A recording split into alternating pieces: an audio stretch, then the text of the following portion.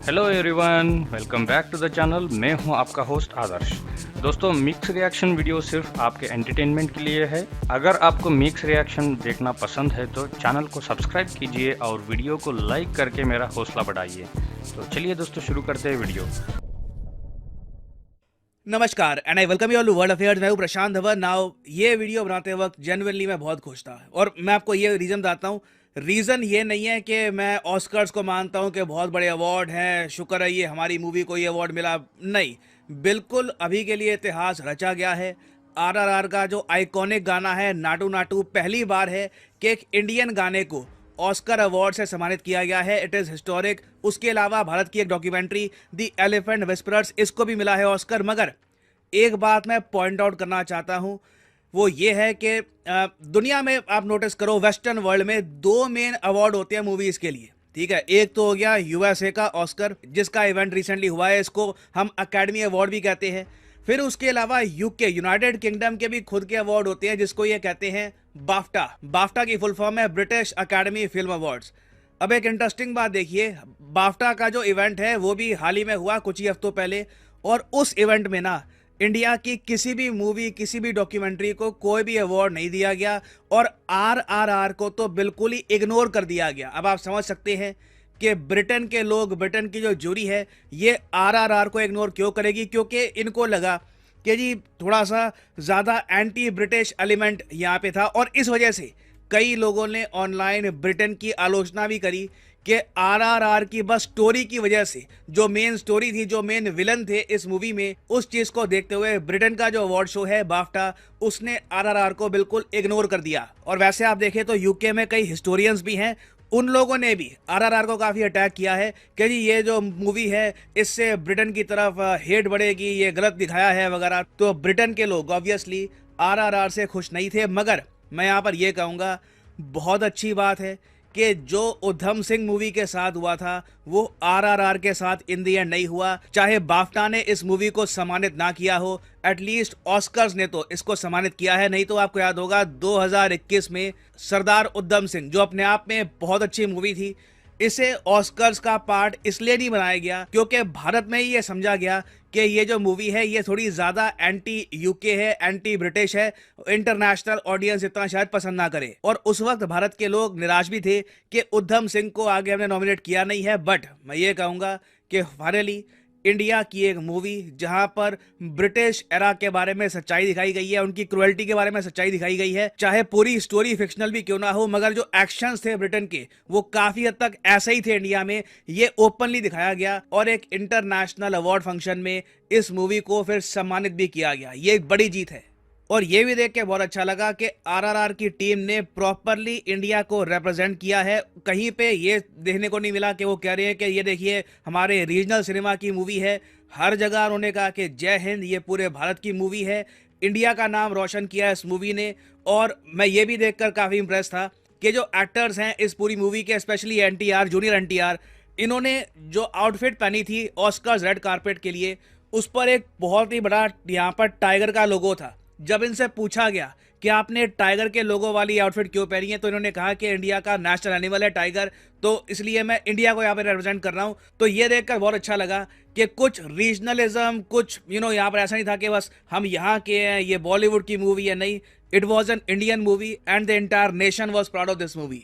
और इस बार के जो ये अकेडमी अवार्ड्स है, by the way academy awards, Oscars एक ही बात होती है। और इस बार इन अवार्ड्स में ना एशिया का दबदबा था। पहली बात तो ये थे 95th अकेडमी अवार्ड्स। जी हाँ, 95 ईयर से लगातार ये अवार्ड फंक्शन चल रहा है। लॉस एंजल्स में ये अवार्ड्स दिए गए और इस बार इस अवार्ड फंक्शन को होस्ट किया जिमी किमेल ने। आपने इनको देखा होगा, लेट नाइट शो होस्ट करते हैं यूएसए में ये। और ये देख के भी अच्छा लगा कि इनके अंडर कुछ ज़्यादा कंट्रोवर्सी नहीं हुई इस बार के ऑस्कर्स में। नहीं तो पिछले साल आपको याद होगा 94th ऑस्कर्स में एक बड़ा ही खराब दृश्य देखने को मिला था, जब विल स्मिथ ने थप्पड़ मार दिया था क्रिस रॉक को एक इशू को लेकर। तो एटलीस्ट इस बार ऐसी कोई कंट्रोवर्सी नहीं हुई। सारा फोकस, सारा जो लाइमलाइट थी, it was on the movies. और मूवीज में भी मैं क्या बोलूं, एक मूवी थी जिसने इस बार के ऑस्कर्स को क्लीन स्वीप कर दिया और ये मूवी थी everything everywhere all at once. ये अकेली मूवी अपने आप में 10 ऑस्कर्स ले गई। इवन दो आप अगर देखो तो जो बेस्ट पिक्चर की नॉमिनेशन थी वहां पर बहुत बड़ी बड़ी मूवीज थी, जैसे कि अवतार, द वे ऑफ वाटर। इस मूवी ने $1 बिलियन से ऊपर कमा लिए हैं बॉक्स ऑफिस में। उसके अलावा all quite on the western front अच्छी मूवीज थी, मगर मैं आपको रेकमेंड करूंगा ये जो मूवी है ना, everything everywhere all at once, ये देखना जरूर। ये आप कह लीजिए एक अमेरिकन मूवी है, चाइना के लोगों पर बेस्ड है, मगर चाइना दिखाया नहीं है। मेन जो फोकस था वो यूएसए में था कि चाइना के लोग यूएसए में हैं, और फिर एक के बाद एक सुपर नेचुरल चीजें होती है, मल्टीवर्स खुल जाता है, साइंस फिक्शन की चीजें होती है। तो अपने आप में कॉमेडी है, थ्रिलर कॉमेडी है, और देख के आपको काफी मजा आएगा। और आप देखोगे चाहे बेस्ट पिक्चर का अवार्ड हो, बेस्ट डायरेक्टर का अवार्ड हो, हर जगह आपको everything everywhere all at once यही पिक्चर दिखने वाली है। ऑल्दो एक जगह ये मूवी डोमिनेट नहीं कर पाई, वो थी बेस्ट एक्टर की कैटेगरी। अब इसका मैं आपको रीजन बताता हूँ। यहाँ पे आप देख पाओगे इस व्यक्ति को, आपको ये शक्ल थोड़ी बहुत जानी पहचानी लग रही होगी। इस एक्टर का नाम है ब्रैंडन फ्रेजर, और इनको मिला है बेस्ट एक्टर का अवार्ड। ये चेहरा शायद आपने बचपन में काफी देखा होगा, द ममी पिक्चर्स में।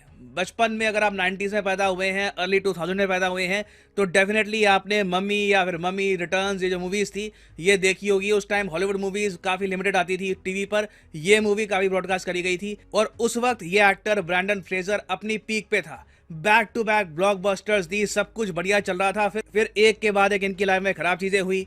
पहले इनको इंजरी हो गई, फिर पत्नी ने तलाक दे दिया, उसके बाद इनको डिप्रेशन हो गया, बहुत सारा वेट गेन कर लिया, हेयर लॉस हो गया, एक हॉलीवुड के टिपिकल एक्शन हीरो की जो इमेज थी वो डिस्ट्रॉय हो गई। ये रॉक बॉटम हिट कर चुके थे, मगर ये लाइफ में ना देखिए, प्रॉब्लम सबके सामने आती है, बुरा टाइम सबके सामने आता है। क्वेश्चन ये है कि आप वापस पंच बैक कैसे करते हो, आप उठते कैसे हो फिर से। और ब्रैंडन फ्रेजर ने अपने डिप्रेशन, मोटापे, हेयर लॉस वगैरह सबको पीछे रख के ना, एक आप कह लीजिए आर्टिस्टिक टाइप की एक मूवी है ये पकड़ी, द वेल के नाम से, और इसमें इतनी बड़ी एक्टिंग करी कि आज के समय वापस हॉलीवुड में इनका नाम रोशन हो चुका है। तो ये हमने बात कर ली बेस्ट एक्टर की।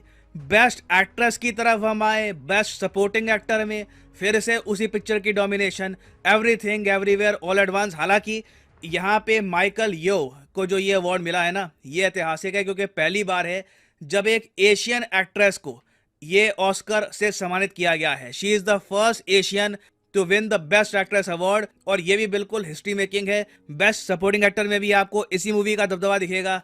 और टोटल आप अगर देखो तो वेल, आरआरआर, यही कुछ मूवीज थी, वुमेन टॉकिंग, इन्होंने ही कुछ रेजिस्टेंस दी है, नहीं तो बाकी जगह इस पिक्चर ने everything everywhere all at once सारे ऑस्कर ही कब्जा लिए। अब फिर हम आते हैं डॉक्यूमेंट्री साइड में, क्योंकि इंडिया को 2 ऑस्कर्स मिले हैं। आरआरआर को गाने के लिए अवार्ड मिला है, उसके अलावा एक डॉक्यूमेंट्री के लिए भी हमको अवार्ड मिला है। देखो डॉक्यूमेंट्री के 2 अवार्ड होते हैं, एक होता है बेस्ट डॉक्यूमेंट्री फीचर, वहां पे देखिए अवार्ड दिया गया है नवेल्नी को। नवेल्नी आपको पता होगा रशिया में एक पॉलिटिशियन है, पुतिन के अगेंस्ट ये प्रोटेस्ट करते हैं। इनका कहना यह है कि पुतिन काफ़ी करप्ट हैं, उनको हट जाना चाहिए प्रेसिडेंट की पोस्ट से। पुतिन ने कहा कि देखिए मैं आपको डाल दूंगा जेल में, और आज के समय इनको 10-15 साल की जेल हो चुकी है नवेल्नी को। एक टाइम पर ऐसे दिखा करते थे, अब इनकी जो शक्ल है रशियन जेल में रहकर अब कुछ हद तक ऐसी हो गई है। तो इन्हीं पर एक डॉक्यूमेंट्री बनाई गई नवेल्नी, इसको मिला बेस्ट डॉक्यूमेंट्री का अवार्ड।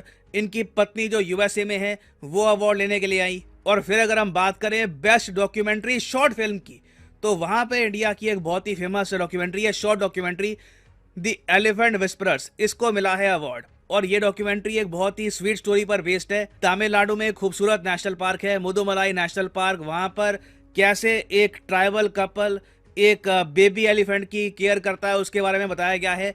देखिएगा आप इसको, it is truly heart wrenching. The elephant whisperers deserve करती है ये अवार्ड। तो ये बेसिक सारी इन्फॉर्मेशन थी इस बार के ऑस्कर अवार्ड्स की, एंड मैं ये कहूँगा बिल्कुल के जो अवार्ड्स थे they were truly memorable for India and for Asia as well.